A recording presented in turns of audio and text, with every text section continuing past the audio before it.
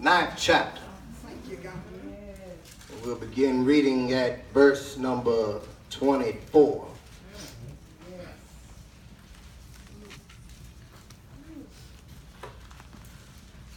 Ninth chapter, 1 Corinthians, verse 24.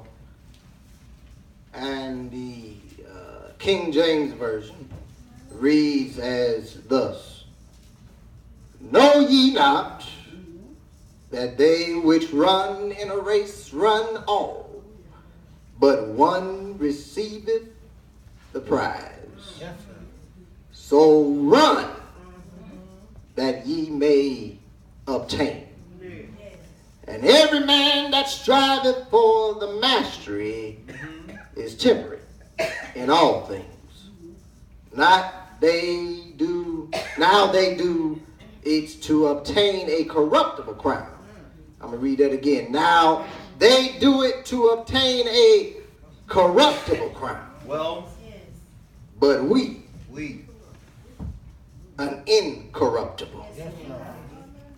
I therefore so run, not as uncertainly, so fight I, not as one that beateth the air, but I keep under my body and bring it into subjection, lest that by any means, when I have preached to others, I myself should be a castaway. New Century Version reads it this way. It says, you know that in a race, all the runners run, but only one gets the prize. Yeah. So run to win. All those who compete in the games use self-control. Yes, sir. Somebody say self-control. Self-control. So they can win a crown. That crown is an earthly thing that lasts only a short time, but our crown, somebody say our crown, will never be destroyed. So I do not run without a goal. I fight like a boxer who is hitting something, not just the air. I treat my body hard and make it my slave so that I myself will not be disqualified after I have preached to others. All right. Let the church say amen. Amen.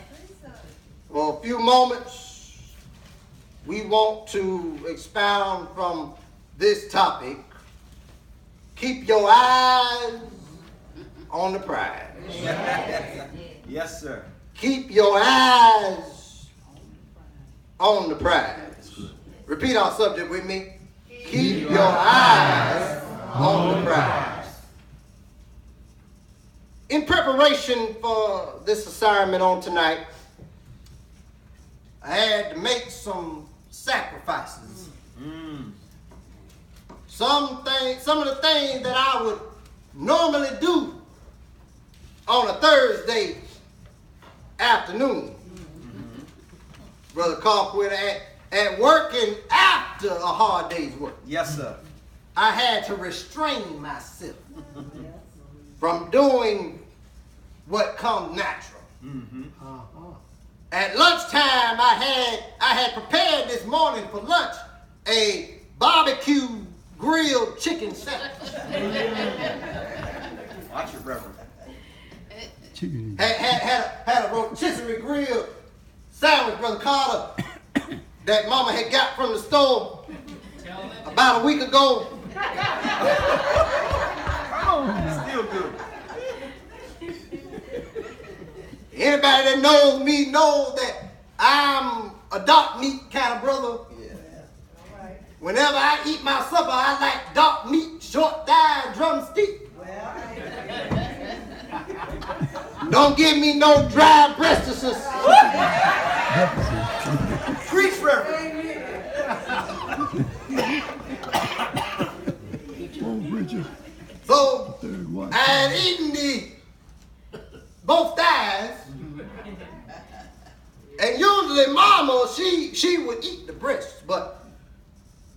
I noticed lately that she doesn't really eat the breast of the rotisserie chicken.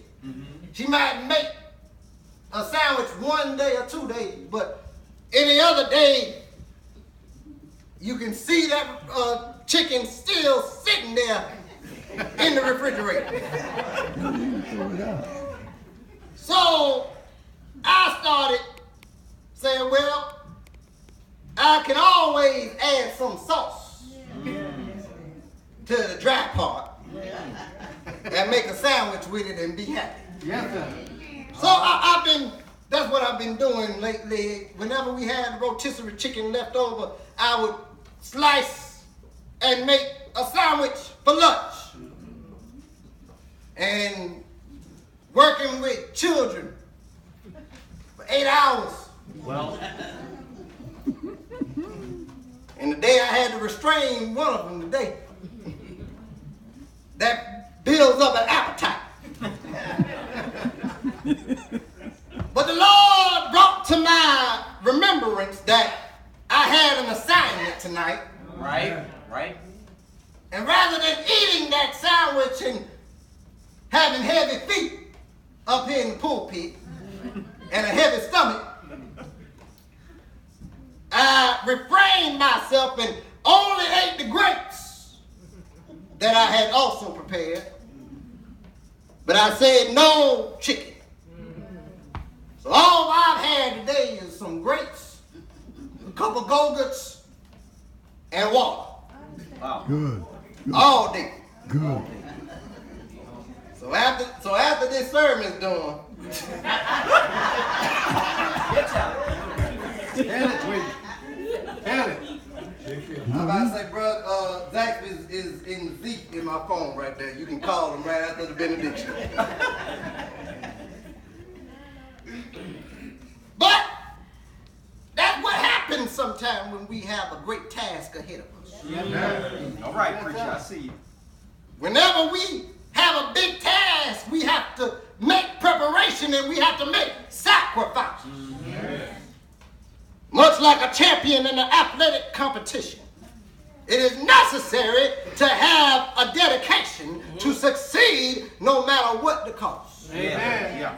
Amen. Passion for the game is certainly essential, as is a single-minded determination to accomplish the task at hand.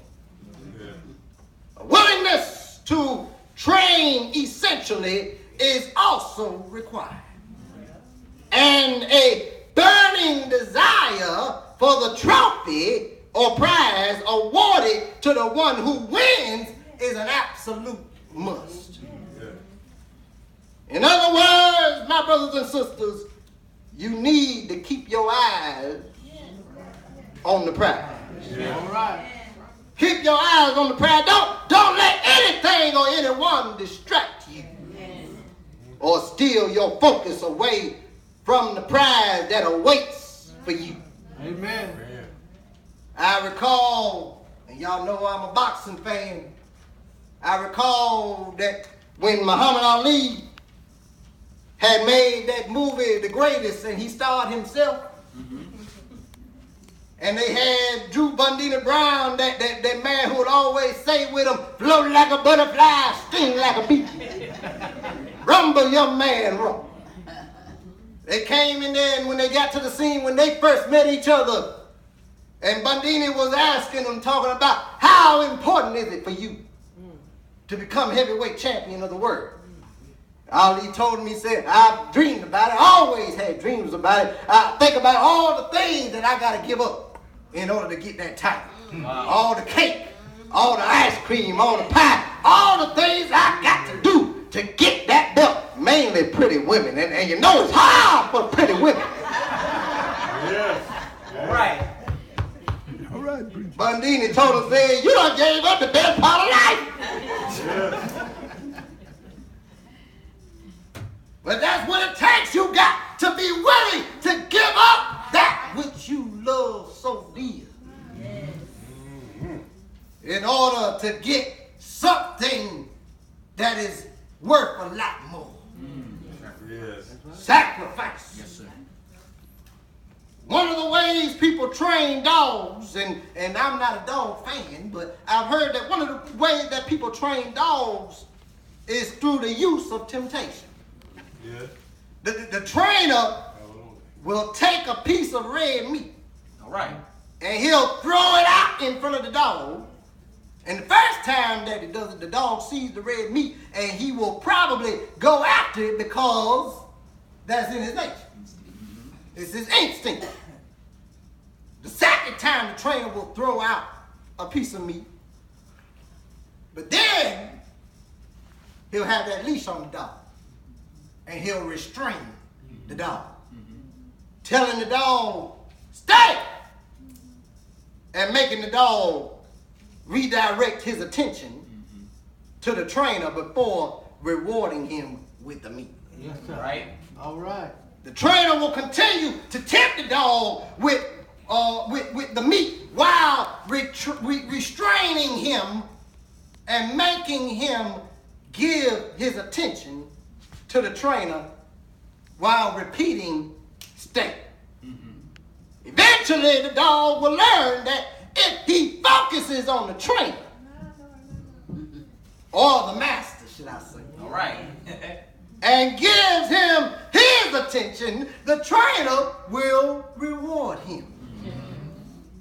Dog will learn to handle the presence of the meat, even though he wants it and it's in his nature to want it and go for it. That's good.